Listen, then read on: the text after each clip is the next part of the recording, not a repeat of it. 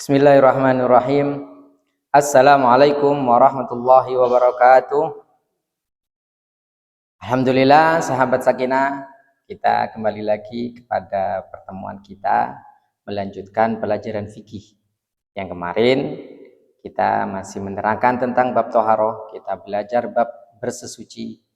Nah, sekarang kita menuju bab berikutnya, yaitu anwa'ul miyah, macam-macam air. Jadi karena air merupakan sesuatu yang bisa dibuat untuk berwudu, maka air ini harus dipastikan apakah air ini bisa untuk bersesuci ataupun tidak bisa untuk bersesuci. Al-miyahul lati yajuzu biha at-tathiru sab'u miyahin. Air pada dasarnya bisa dibuat bersesuci sebelum terjadi sesuatu terhadap air tersebut. Jadi air di sini yang memungkinkan untuk bisa dibuat bersesuci, untuk berwudu, untuk mandi besar, untuk menghilangkan najis, itu terbagi menjadi 7, yaitu ma'us sama'i, wa ma'ul bahri, wa ma'un nahri, wa ma'ul bi'ri, wa ma'ul aini, wa ma'ul salji, wa ma'ul barodi. Jadi air hujan, salju, embun, air sumur, sumber, air sungai, dan air laut. Jadi ada 7 hal ini yang bisa dibuat bersesuci. Selain 7 ini, maka tidak memungkinkan untuk dibuat bersesuci. Wa yumkinu taqsimu hadhil anwa'i ila qismaini. Dari 7 tersebut, supaya kita mudah untuk mengingat, maka air terbagi menjadi 2 supaya mudah saja. Yang tadi 7 kita kelompokkan lagi supaya mudah menjadi 2. Yang pertama adalah ma nazala minas sama'i, air yang turun dari langit. Itu terbagi menjadi 3. Wa yashmulu ma'as sama, maka yang turun dari langit yaitu air hujan, ai al-matar, wa ma'as salju, wa ma'al barodi, embun.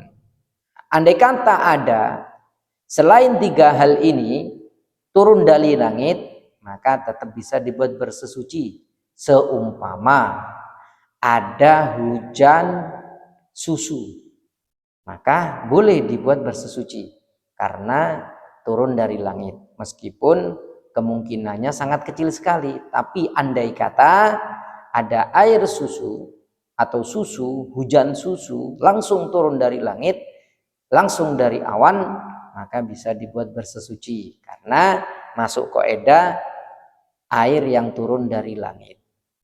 Kemudian yang kedua adalah wama naba'a minal ardi, dan air yang keluar dari bumi, wa yashmulu ma'al bahri, meliputi air laut, wa ma'un nahri, air sungai, wa ma'ul bi'ri, air sumur, wa ma'ul aini, dan sumber.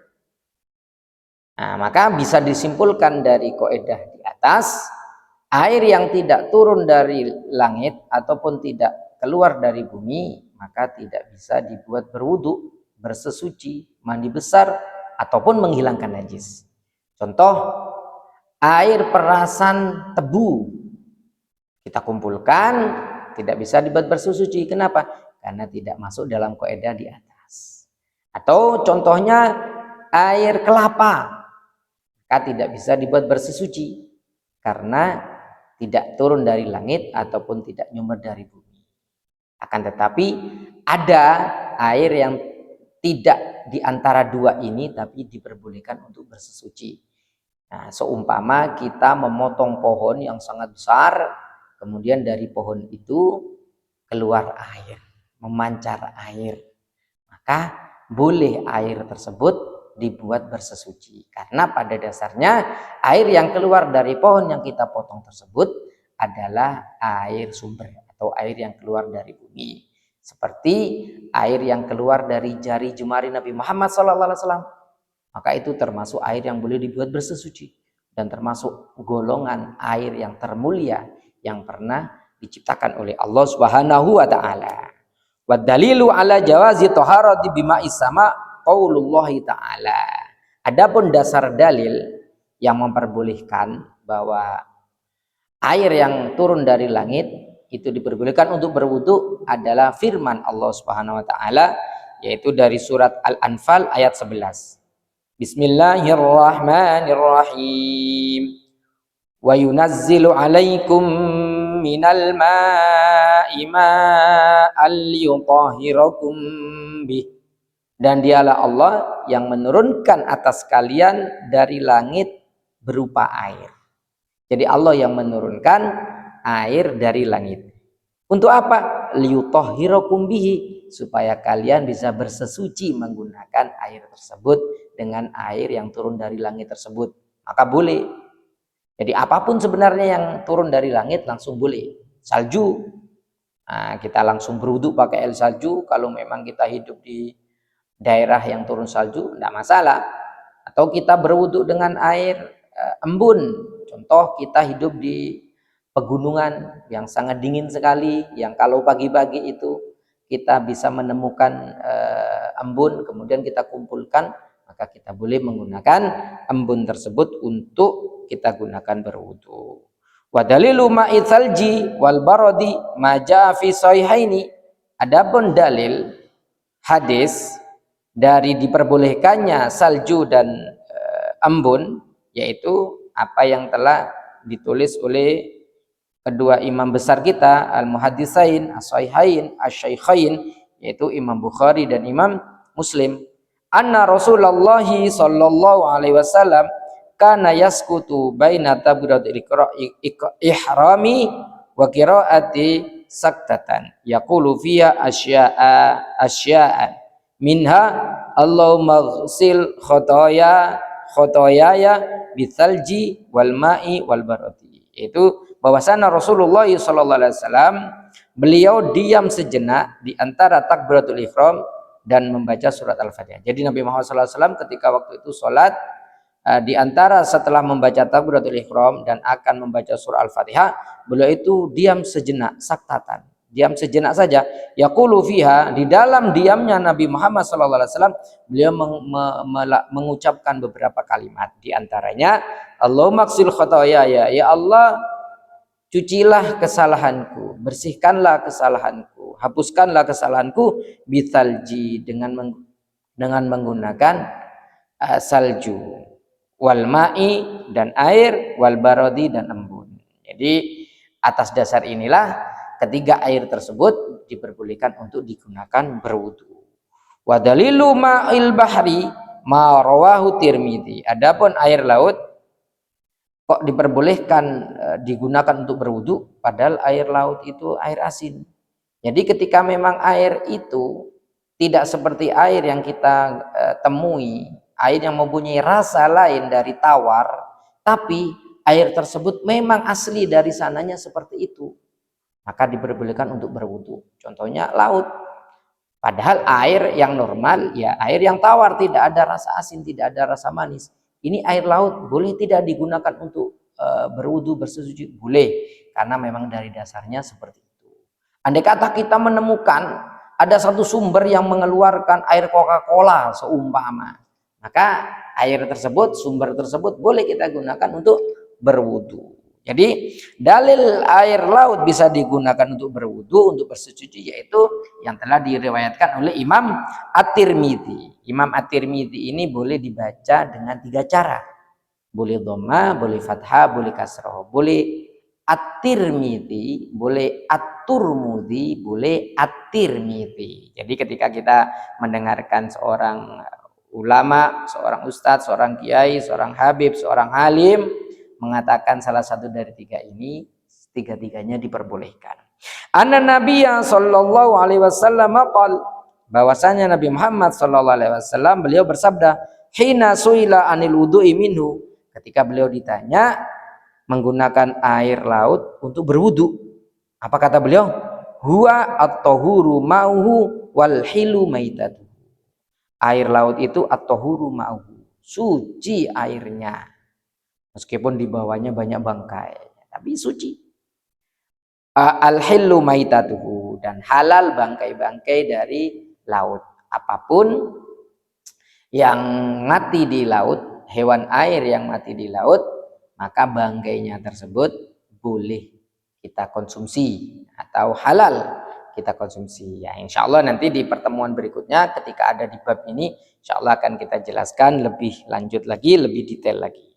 Wa dalilu ma'ul bi'ri ma rawahu Tirmidzi wa ghairuhu. Adapun air sumur, dalilnya yaitu apa yang telah diriwayatkan oleh Imam At-Tirmidzi dan yang lain selain Imam Tirmidzi, annahu qila lin Nabi sallallahu alaihi wasallam, bahwasanya pernah dikatakan kepada Nabi sallallahu alaihi wasallam, atatawaddau min bi'ri bidoa, apakah engkau berwudu menggunakan air sumur bidoa?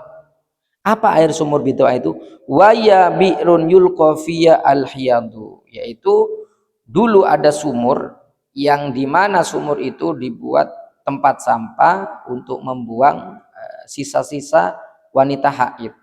Kalau sekarang seumpama ada pembalut, setelah haid ada darahnya, pembalutnya itu dibuang di sumur itu. Sumur itu namanya sumur bidoa. Apakah engkau berwudu menggunakan air itu, wahai Nabi? Walahmul kilabi wan natini, dan sumur itu juga dibuat tempat sampah untuk membuang daging kilab, daging anjing, wan natini, dan bangkai-bangkai dan bau-bau yang busuk. Faqala Rasulullah sallallahu alaihi wasallam, dan beliau Nabi Muhammad sallallahu alaihi wasallam berkata, al-ma'u tahurun la yunjisuhu syai'un. Air itu suci, tidak bisa dinajiskan oleh sesuatu pun. Nah, insya Allah nanti ketika kita belajar hadis ini di Bulughul Maram, nanti akan dijelaskan dengan detail oleh beliau yang menulis, yaitu salah satunya adalah Abuya Abah dari Said Muhammad bin Alwi Al-Maliki. Berarti yang mensyarah ini adalah Said Alwi bin Abbas Al-Maliki. Wa amad dalilu ma'in nahri wal aini, adapun dalil dari air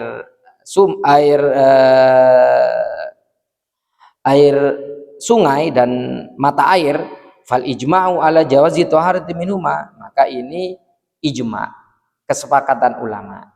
Jadi ulama kita ahli sunnah wal jamaah untuk menentukan dalil, untuk mencari dalil, untuk menistimbatkan dalil, untuk menfatwakan, ini bisa mengambil dari 4 hal.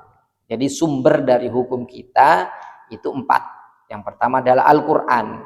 Jadi kalau kita bertanya tentang sesuatu, ya kita tanyakan kepada yang alim tentang Al-Quran, alim tentang tafsir Al-Quran, alim tentang fikih, insya Allah nanti dijawab dengan Al-Quran. Ketika ada Al-Quran tidak ada, maka diambilkan dari hadis. Ketika hadis tidak ada, maka kias. Kias itu menyamakan hal yang belum ada dalilnya dengan hal yang sudah ada dalilnya karena memiliki kemiripan-kemiripan. Seperti itu. Nah, seperti Nabi Muhammad SAW mengatakan segala sesuatu yang memabukkan adalah khamr, dan segala sesuatu yang memabukkan adalah haram. Jadi kalau zaman dulu kemungkinan sesuatu yang memabukkan itu yang terbuat dari perasan anggur atau perasan kurma. Nah, tapi sekarang ini yang memabukkan karena sudah banyak, maka semuanya yang memabukkan seperti ekstasi, seperti ganja, seperti sabu, seperti anak sekarang bikin lem Raja Wali atau bikin campuran-campuran yang bisa memabukkan, maka semuanya itu hukumnya haram. Apakah Nabi mengatakan? Tidak, secara menunjuk ekstasi. Di zaman Nabi mungkin belum ada ekstasi, di zaman Nabi mungkin belum ada kecubung. Nah, tetapi karena ada dalil yang menunjukkan segala yang memabukkan adalah khamr dan segala yang memabukkan adalah haram, maka semuanya tadi diharamkan dengan cara kias, disamakan dengan khamr, dengan minuman keras, dengan arak. Yang terakhir adalah ijma. Ijma ini kesepakatan ulama. Kesepakatan ulama. Siapa ulama itu?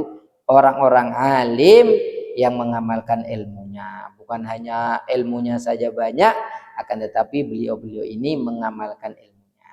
Jadi dari pelajaran kita di atas tadi, air itu terbagi menjadi dua. Yang pertama adalah air yang turun dari langit dan air yang keluar dari bumi.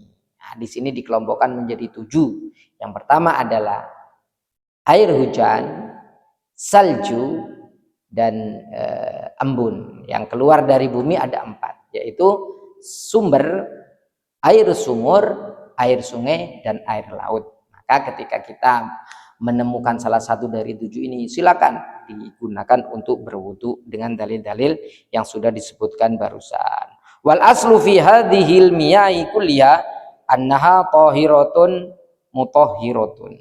Ya.